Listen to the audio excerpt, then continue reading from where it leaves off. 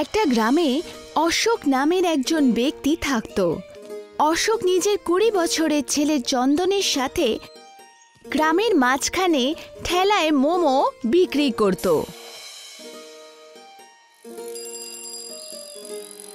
একদিনের গল্প। অশোক চন্দনের সাথে কাজে যাচ্ছিল। তখনই ওর 17 বছরের পুত্রী অনিতা ওকে বলল, বাবা, আমি কুকিং এর কোর্স করতে চাই, আর তার জন্য আলাদা করে ফিস জমা করতে হবে। আরে এটা আবার কি নতুন ঝামেলা নিয়ে এলে তুমি? বাবা, কুকিং মানে হচ্ছে খাবার বানানোর কোর্স। আরে আমাদের সময়কালে তো এইসব আজে বাজে কথা কখনো হয়নি, বুঝেছো?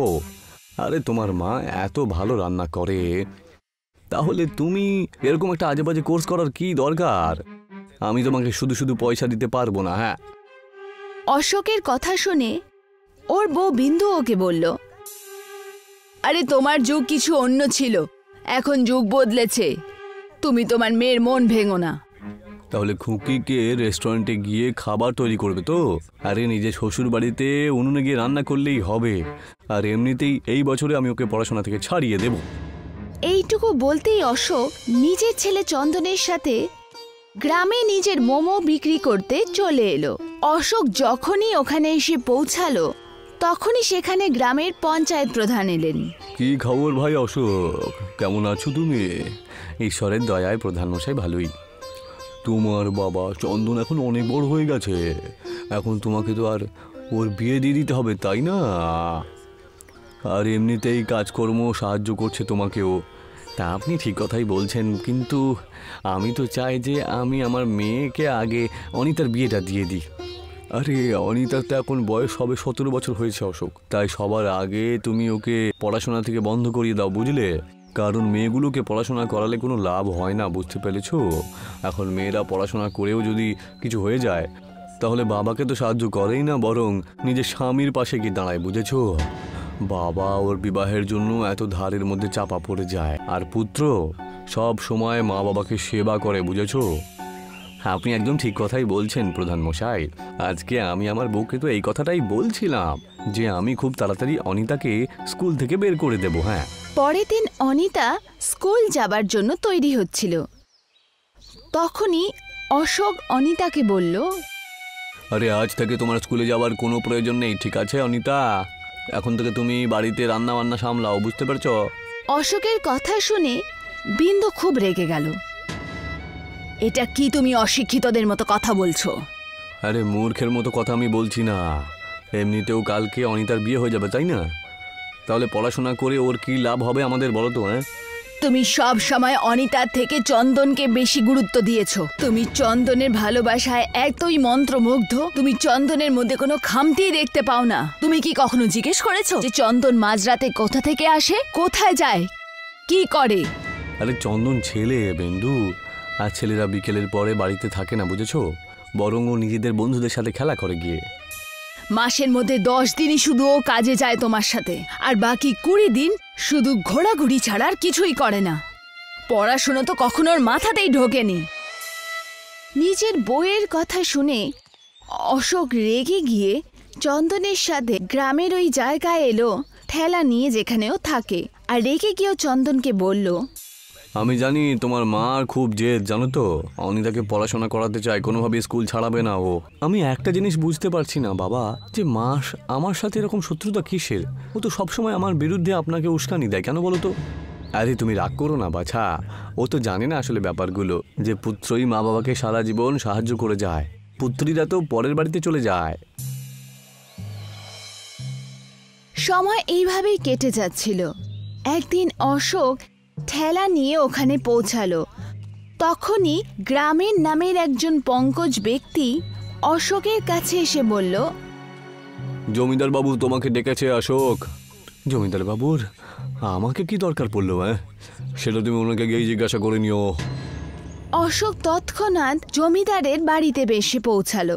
জমিদার অশোকের দিকে তাকিয়ে বলল, তোমার খোকা মিথ্যে কথা বলে গত 2 বছর ধরে আমার কাছে পয়সা নিয়ে যাচ্ছে। এখনো পর্যন্ত পুরো 10 লক্ষ টাকা ধার আমার কাছ থেকে নিয়েছে। কি ধরনের মিথ্যে কথা বলেছে ও? এটাই তোমার নাকি ক্যান্সার আছে আর ও তোমার চিকিৎসা করাচ্ছে নাকি?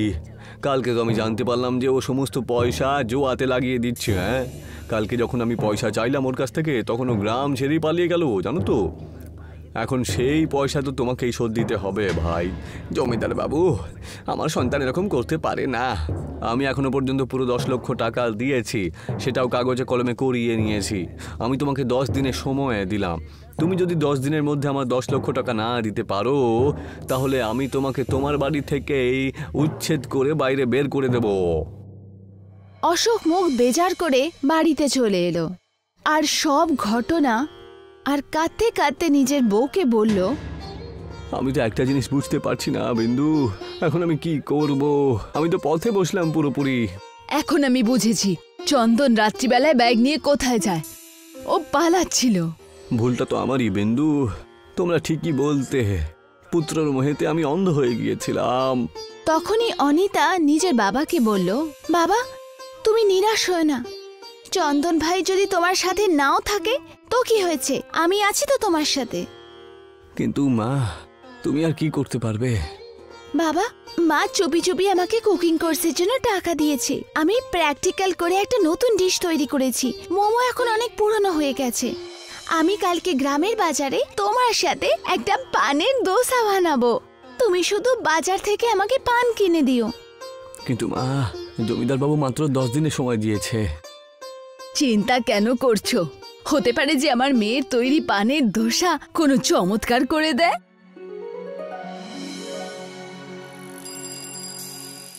পরের দিন অশোক অনেকগুলো পান অনিতাকে নিয়ে এসে দিল।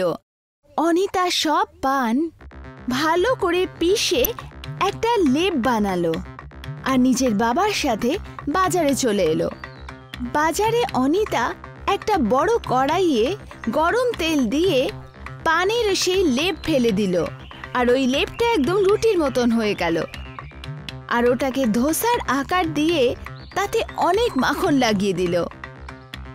কিছুক্ষণের মধ্যেই পানের ধোসার গন্ধ চারপাশে ছড়িয়ে গেল। তখনই একজন গ্রাহক দৌড়ে দৌড়ে ওখানে এসে বলল, এটা আবার কি ধরনের ডোসা? এটা পান ধোসা। এই ধরনের ডোসার ব্যাপারে তো আমি কখনো শুনিও নি আর না কখনো দেখেছি। একবার যদি এটা খেয়ে দেখো, এটা স্বাদ আর সারা জীবনেও ভুলবে না। একটা ডোসার দাম কত? ধোসা 50 টাকার। আমি এক্ষুনি মালকিনের কাছ থেকে এসেছিলাম। আমি এক্ষুনি ওনাকে ডেকে নিয়ে আসছি। কিছুক্ষণের মধ্যে ওই গ্রাহক একজন সুন্দর ভদ্র মহিলার সাথে ওখানে এসে পৌঁছালো। সেই ভদ্র মহিলা অনিতাকে বলল, আমি পাশের গ্রামের জমিদারের বউ কাজরি। 3 দিন পর আমার মেয়ের বিয়ে একটা কালেক্টরের সাথে হচ্ছে।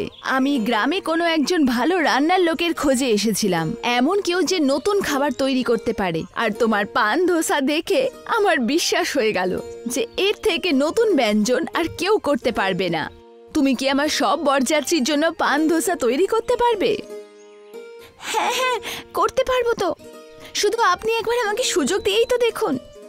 ঠিক আছে, যদি তোমার তৈরি করা পান ধোসা আমার আসা সব বরযাত্রীদের ভালো লাগে তাহলে তোমাকে আমি এই কাজের 15 লাখ দেব। চলো আমার সাথে।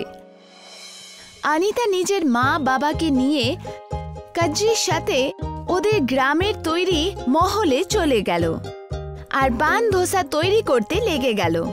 3 দিনের মধ্যে অনিতা নিজের কষ্ট করে খেটে আর পুরো মন দিয়ে সব বরযাত্রীর জন্য পান ধোসা বানিয়ে তৈরি করে দিল।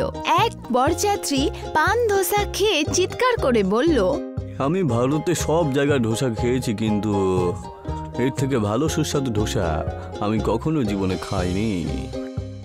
সবারই অনিতার তৈরি পান ধোসা খুব ভালো লাগলো। এটা দেখে কাজরি খুব খুশি হয়ে বলল, অনিতাকে বলল, তুমি খুবই ভালো মেয়ে। তোমার জায়গা এখানে নেই, বরঞ্চ কোনো 5 স্টার হোটেলে থাকার মতন। আমি তোমাকে 15 লাখ টাকা দেয়া ছাড়া শহরের টপ 5 স্টার হোটেলে পান ধোসার কন্ট্রাক্টও দিতে পারবো। কাজরি অনিতাকে 15 লাখ টাকা দিল। অনিতা সব টাকা নিজের বাবাকে দিয়ে দিল। বাবা, এই টাকার ওপর তোমার অধিকার। নিজের মেয়ের কথা শুনে অশোকের চোখে জল চলে এলো। খুকি, আমি তোকে সারা জীবন সবসময় বোঝ মনে করতাম, আমি সবসময় এটাই ভাবতাম যে পুত্ররাই সবসময় মা বাবার পাশে দাঁড়ায়, কিন্তু আমি ভুল ছিলাম। আজকে আমি বুঝে গেছি যে বিপদের সময় যদি কেউ কাজে এসে থাকে সেটা শুধুমাত্র কন্যা। অশোক সোজা জমিদারের মহলে গিয়ে টাকা দিয়ে বলল, জমিদার বাবু, এই নিন আপনার 10 লক্ষ টাকা। আমি জানতাম অশোক যে তুমি এত তাড়াতাড়ি 10 লক্ষ টাকা কিভাবে রোজগার করলে। ঈশ্বর তোমার মতন মেয়ে যেন সবাইকে দেয়। কিছুদিনের মধ্যেই অনিতা শহরের একটা সবথেকে বড় 5 স্টার হোটেলে পান ধোসা বানানোর কন্ট্রাক্ট পেয়ে গেল। আর অশোকের দিন বদলে গেল। অনিতা নিজের বাবা অশোককে বলল, বাবা, এখন তোমার বাজারে আর ঠেলা লাগানোর কোনো দরকার নেই। এখন আমরা আমাদের ঝোপড়ির জায়গায় একটা খুব ভালো বাড়ি বানাবো। আমি তোমাকে আর মাকে কখনো ছাড়বো না। অনিতার কথা শুনে ওর মা বিন্দু নিজের বরকে বলল, আমি বলতাম না, হতে পারে যে মেয়ের বানানো পান ধোসা কোনো চমৎকার করে দেয়। বিন্দুর কথা শুনে অশোক হাসতে লাগলো। সত্যি তাই ছিল। অনিতার বানানো পান ধোসা অশোকের জীবনে চমৎকার করলো। রমেশ নিজের ঠেলার ওপরে সবুজ ধনেপাতা রেখে গ্রাহকদের আওয়াজ দিচ্ছিল, আরে টাটকা টাটকা ধনেপাতা নিয়ে নাও। বিট্টু নামে একজন গ্রাহক রমেশের কাছে এসে বলল, এই যে দাদা, 10 টাকার সবুজ ধনেপাতা দিয়ে দাও। রমেশ 10 টাকা নিয়ে সবুজ ধনেপাতা ওই গ্রাহককে দিল। দাদা, 10 টাকার এত কম ধনেপাতা পেলাম? আরে এখন অনেক দাম বেড়েছে না। আরে এতটাও দাম বাড়েনি। তুমি এটা কেন বলছো না বলো তো? তুমি তোমার ইচ্ছে মতো দাম লাগিয়ে গ্রাহকদেরকে ঠকাচ্ছ। আরে আমার কথাটাকে বিশ্বাস করো তুমি। আরে আমি যখন এই ধনেপাতাগুলো কিনি তখন আমি অনেক দাম দিয়ে কিনেছি। একমাত্র জমিদারই আমাদের ধনেপাতা সাপ্লাই করে, তাই না গ্রামে? রমেশের কথা শুনে বিট্টু আরেকজন দোকানদারের কাছে এলো আর দোকানদারকে 10 টাকা দিয়ে বলল, দাদা, 10 টাকার ধনেপাতা দিন তো। দোকানদার বিট্টুকে 10 টাকায় ধনেপাতা দিয়ে দিল। বিট্টু সেই ধনেপাতা নিয়ে রমেশের কাছে এসে বলল, তুমি আমাকে 10 টাকার অল্প ধনেপাতা দিয়েছিলে, আর ওই দোকানদার তো আমাকে 10 টাকার এতগুলো ধনেপাতা দিয়েছে। দাও, আমার পয়সা আমাকে ফিরিয়ে দাও। তোমার ধনেপাতা আমি কিনতে চাই না। আর শুধু আমিই না, এই গ্রামের কেউ আর তোমার কাছ থেকে ধনেপাতা কিনবে না। আরে তুমি তো লুটপাট করছো ভাই। বিট্টু রেগে গিয়ে ওখান থেকে চলে গেল। রমেশ সন্ধেবেলায় নিজের বাড়িতে গিয়ে নিজের বউ স্বাতীর সাথে কথা বলতে শুরু করলো। আমি একটা জিনিস বুঝতে পারি না স্বাতী, যে দোকানদারেরা সস্তাতে এত ধনেপাতা গ্রাহকদেরকে কি করে দিতে পারছে বলো তো? এর ফলে তো আমি ভালো করে ব্যবসাও করতে পারছি না গো। জানি না তোমার কখন বুদ্ধি হবে। আরে তুমি এটা কেন বুঝতে পারো না? ওই জমিদার তোমাকে অনেক দামি ধনেপাতা বেচে আর ওই বড় দোকানদারকে সস্তায় ধনেপাতা দেয়। কিন্তু জমিদার বাবুর এতে কি লাভ হবে বলো তো? একটু ভেবে দেখো, কিছু সময় আগে অবধি আমাদের গ্রামে সবুজ ধনেপাতার কত ঠেলা ছিল, কিন্তু আস্তে আস্তে ওই সব ঠেলা শেষ হয়ে গেল। এখন শুধু এই গ্রামে একমাত্র তুমি সবুজ ধনেপাতা বিক্রি করো। যেদিন তুমিও এই ব্যবসা বন্ধ করে দেবে, সেদিনকে সব দোকানদার নিজের ইচ্ছে মতন নিজেদের ধনেপাতা বিক্রি করবে। তা তুমি ঠিক কথাই বলেছো গিন্নি। এই ব্যাপারে জমিদার বাবুর সাথে কথা বলতে হবে আমাকে। পরের দিন রমেশ গ্রামের জমিদারের কাছে গিয়ে পৌঁছালো। রমেশকে দেখে জমিদার বলল, কি হয়েছে রমেশ? কালকেই তো তুমি আমার থেকে ধনেপাতা নিয়ে গিয়েছিলে, এত তাড়াতাড়ি ধনেপাতা বিক্রি করে ফেললে? আরে এই ব্যাপারেই তো আপনার সাথে আমি কথা বলার জন্য এসেছি। কি হলো? সব ঠিক আছে তো? জমিদার বাবু, সমস্ত গ্রামবাসীর দোকানদাররা তো আপনারই দেওয়া ধনেপাতা বিক্রি করে, কিন্তু কয়েকদিন হয়ে গেল আমি দেখতে পাচ্ছি যে সমস্ত গ্রামবাসীরা অল্প দামে বেশি বেশি ধনেপাতা বিক্রি করে গ্রাহকদের। এ তো খুবই ভালো কথা রমেশ, তুমিও কমে বিক্রি করো না গ্রাহকদের।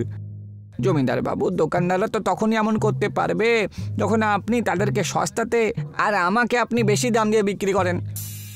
তুমি একদম ঠিক কথাই বলেছো রমেশ, কারণ যতজন দোকানদার রয়েছে ওরা সবাই নগদে আমার কাছ থেকে জিনিসপত্র কেনে আর বেশি পরিমাণে কেনার ব্যবসাও করে। আর তুমি একটা ঠেলা গাড়ি নিয়ে শুধু ওদের দোকানদারি নষ্ট করো, তাই না? সেই জন্য আজ থেকে তুমি ধনেপাতা বিক্রি করা বন্ধ করে দাও। এ তো বেশ অন্যায় জমিদার বাবু। হ্যাঁ, এর মানে হলো যে আমার বউ একদম ঠিক কথাই বলছিল, তাই না? আপনি ছোট দোকানদারদেরকে নষ্ট করে দিয়ে বড় দোকানদার হয়ে সবকিছু সাহায্য করছেন, তাই না? তোমার এত সাহস কি করে হলো আমার সাথে এইভাবে কথা বলার? আজ থেকে তোমাকে ধনেপাতা আমি আর দেবো না। হ্যাঁ, যাও যাও, গিয়ে অন্য কোনো ব্যবসা করো, যাও তো। জমিদার রমেশকে অপমানিত করে নিজের মহল থেকে বার করে দিল। পরের দিন থেকে রমেশ ঠেলা লাগানো বন্ধ করে দিল, আর বড় দোকানদাররা নিজেদের ইচ্ছে মতো বিক্রি করা শুরু করলো। কিছুদিন পর বিট্টু একজন দোকানদারের কাছে সবুজ ধনেপাতা নেয়ার জন্য এলো। আমাকে 10 টাকা ধনেপাতা দাও। দোকানদার খুবই সামান্য ধনেপাতা বিট্টুকে দিয়ে দিল। আরে কি 10 টাকার এত কম ধনেপাতা? আরে যা পয়সা দিয়েছো তাতে তো তুমি এইটুকুই পাবে। তুমি কি জানো ধনেপাতার দাম অনেক আকাশ ছোঁয়া? আরে এত ধনেপাতা আমি কিনতে পারবো না, তাহলে তুমি ধনেপাতা ছাড়াই খাবার খাও। রমেশ এই দৃশ্যটাকে খুব মন দিয়ে দেখছিল। ও নিরাশ হয়ে নিজের ঘরে গিয়ে এসে বসে পড়ল। তখনই গ্রামের বলিয়া নামের একজন বৃদ্ধ ওখানে এসে পৌঁছালো। আরে বলিয়া কাকু, হঠাৎ করে এখানে এলেন, কি ব্যাপার? তোমার সাথে জমিদার বাবু খুবই অন্যায় করেছে। জমিদার বাবুর এমন করাটা উচিত হয়নি। এখন আর কি বলি কাকু, আমি তো শুনেছি যে কোনো এক যুগে আপনি আপনার জমিতে অনেক বেশি ধনেপাতা চাষ করতেন, তাই না? আরে সেই সময় তো আমি দোকানদারদেরকে ধনেপাতা ফ্রিতেই দিয়ে দিতাম। কিন্তু এখন তো সময় পাল্টে গেছে কাকু। আরে সময় পাল্টাতে পারে, এতে কোনো সন্দেহ নেই বাবা, কিন্তু ধনেপাতার ওই জাদু এখনো গ্রামবাসীদের মুখে রয়েছে। এটা শুনে রমেশ খুব চমকে উঠল। আমি আপনার কথা ঠিক করে বুঝতে পারলাম না কাকু।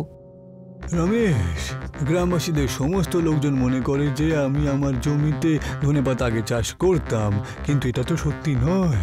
আসল ব্যাপারটা হলো ওই সময় আমি ধনেপাতা একটা গ্রাম থেকে নিয়ে আসতাম, বুঝলে, যেটা একটা জাদুর গ্রাম।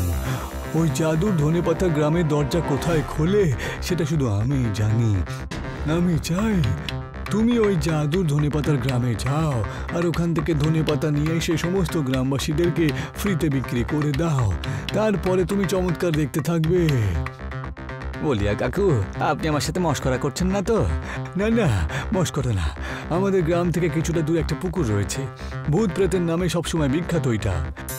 ওই পুকুরে তুমি ঝাঁপ দিও, তুমি নিজেই জাদুর ধনেপাতার গ্রামে পৌঁছে যাবে। আর হ্যাঁ, এই রহস্য জানো তুমি আর কাউকে বলো না। এইটুকু বলেই বলিয়া চাচা সেখান থেকে চলে গেল। যতদূর আমি বলিয়া চাচাকে জানি যে উনি কখনো মিথ্যে বলে না। তোমার একবার এটা করা উচিত। আমি চাই ওই জমিদারের দোকানদারি এই গ্রাম থেকে জট থেকে মিটে যাক। রমেশ বলিয়া কাকার বলা জায়গায় পৌঁছে গেল আর ওই পুকুরটাকে মন দিয়ে দেখতে থাকলো। রমেশ ওই পুকুরের মধ্যে ডুব মারল। রমেশ নিজেকে একটা অদ্ভুত গ্রামের মধ্যে দেখতে পেল।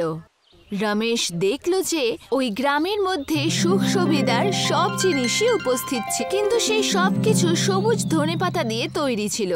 রমেশ খুবই আশ্চর্য হয়ে গেল। এ তো বেশ অদ্ভুত একটা গ্রাম দেখছি। হ্যাঁ, এখানকার সব জিনিস দেখছি ধনেপাতা দিয়েই তৈরি রয়েছে। হ্যাঁ, তখনই রমেশের কানে একজন ব্যক্তির আওয়াজ এলো। তুমি একদম ঠিক কথা বলেছ, এটা একটা জাদুর ধনেপাতার গ্রাম। রমেশ দেখল ওই ব্যক্তি সাইকেলে বসেছিল আর ওকে দেখে হাসছিল। আমি এখান থেকে ধনেপাতা নিয়ে যেতে চাই আর কি। তুমি এখান থেকে যত ইচ্ছে ধনেপাতা নিয়ে যেতে চাও নিয়ে যাও। এখান থেকে ধনেপাতা নিয়ে যাওয়ার জন্য কোনো দাম দিতে হয় না। রমেশ অনেক ধনেপাতা নিয়ে পুকুরের ধারে এসে পৌঁছালো আর পুকুরের মধ্যে ডুব দিল। পুকুরের মধ্যে ডুবতেই নিজের গ্রামের মধ্যে প্রবেশ করে গেল। আরে বাহ, জাদুর ধনেপাতার গ্রাম থেকে তো আসা যাওয়ার রাস্তাটাও বেশ অদ্ভুত দেখলাম। হ্যাঁ, বেশ সহজ। এবার আমি প্রতিদিন ওখান থেকে ধনেপাতা নিয়ে এসে গ্রামবাসীদেরকে ফ্রিতে খাওয়াবো। রমেশ ওই দিনের পর থেকে গ্রামে বিনামূল্যে ধনেপাতা বিক্রি করতে থাকলো। কিছুদিন পর একজন গ্রাহক রমেশকে এসে বলল, আরে রমেশ, এখানকার ধনেপাতাতে কোনো ওষুধ টষুধ মেশানো আছে নাকি? না তো, কেন কিছু হয়েছে? সবকিছু ঠিক আছে তো? আরে আমার বউয়ের পেটে খুব ব্যথা থাকতো, কিন্তু যবে থেকে তোমার তৈরি এই ধনেপাতা খেতে শুরু করলো না, তবে থেকে সে একদম ঠিক হয়ে গেছে গো। এইটা বলে ওই ব্যক্তি রমেশকে অনেকগুলো টাকা দিয়ে চলে গেল। কিছুদিন পর রমেশের নিয়ে আসা সবুজ ধনেপাতা খেয়ে রমেশের গ্রামের অসুস্থ মানুষেরা সুস্থ হয়ে গেল, আর রমেশ উপহার হিসেবে অনেক টাকা পেল। জমিদার রেগে ফেটে গেল আর নিজেই নিজেকে বলল, আরে এই 2 পয়সার রমেশটা নিজেকে কি মনে করে? আরে ওর জন্য তো আমার পুরো ব্যবসা একেবারে লাটে উঠে গেল। আমি ওকে ছাড়বো না, আমি ওকে উচিত শিক্ষা দিয়েই ছাড়বো। এইটুকু বলেই জমিদার রেগে গিয়ে বাজারে ওই জায়গায় পৌঁছে গেল যেখানে রমেশ নিজের ঠেলা লাগাতো। রমেশ, তোর জন্য আমার ব্যবসা লাটে উঠে গেছে। আমি তোকে কাল পর্যন্ত সময় দিলাম, এই গ্রাম ছেড়ে এখান থেকে চলে যা, না হলে আমার থেকে খারাপ আর কেউ হবে না। রমেশকে কিছু করার আগে একবার ভালো করে মনে রাখবেন। কি বলতে চাইছো তুমি? রমেশের নিয়ে আসা ধনেপাতা খেলে পরে গ্রামের লোকজনের রোগ সব একেবারে ঠিক হয়ে যাচ্ছে, আর রমেশ আমাদের কাছ থেকে ধনেপাতার কোনো পয়সাও পর্যন্ত নেয় না। আরে তোমরা পাগল হয়ে গেছো? আরে ও ফ্রিতে ধনেপাতা দেয় ঠিকই, কিন্তু গ্রামবাসীদের কত মূর্খ লোকেরা ওর হাতে অনেক পয়সা দিয়ে চলে যায়, বুঝেছো? সেটা কখনো তুমি ভেবে দেখেছো কি? কারণ ওদের পরিবারে যে অনেক দিন ধরে রুগ্ন রয়েছে, এই ধনেপাতা খাবার পরে সব ঠিক হয়ে গেছে গো। আরে কোনো পাগল হলে নাকি? কখনো ওকে জিজ্ঞাসা করেছো কি যে প্রতিদিন এত ধনেপাতা ও কোথা থেকে নিয়ে আসে? জিজ্ঞাসা করেছো? আমার তো বিশ্বাস যে এ নিশ্চয়ই কোথা থেকে চুরি করে নিয়ে আসে। সেই সময় ওখানে প্রচুর লোকের ভিড় একত্র হয়ে গেল। ওই ভিড়ের মধ্যে থেকে একজন ব্যক্তি জমিদারকে বলল, আরে যেখান থেকেই আনুক না কেন, তাতে আমাদের কি এসে যায়? আমরা শুধু এটুকুই জানি যে ওর ওই ধনেপাতা খেলে পরে আমাদের অসুখ ঠিক হয়ে যায়। এখন থেকে আপনি সোজাসুজি চলে যান জমিদার বাবু, আপনি না হলে এই ভিড় কিন্তু দেখতে পাচ্ছেন তো আপনি, তোমাকে মারার জন্য সবাই একত্রিত হয়েছে। কিন্তু ভিড় দেখে জমিদার খুব ভয় পেয়ে গেল আর ও চুপচাপ ওখান থেকে চলে গেল। জমিদার এত ভয় পেয়ে গেছিল যে পরের দিনও গ্রাম ছেড়েই চলে গেল। রমেশের বউ স্বাতি রমেশকে বলল, আমি তোমাকে বলেছিলাম না যে বলিয়া চাচা কখনো মিথ্যে বলেন না? তুমি একদম ঠিক কথাই বলেছিলে স্বাতি। তখনই বলিয়া চাচা এসে উপস্থিত হলো আর রহস্যময় ভাবে হেসে রমেশের দিকে তাকিয়ে বলল, কি বলেছিলাম আমি তোমাকে? ওই জাদুর ধনেপাতার গ্রাম থেকে ধনেপাতা নিয়ে আসার পরে ওর চমৎকার তুমি দেখতে পাবে। বলিয়া চাচার কথা শুনে রমেশ আর ওর বউ দুজনে হাসতে শুরু করলো।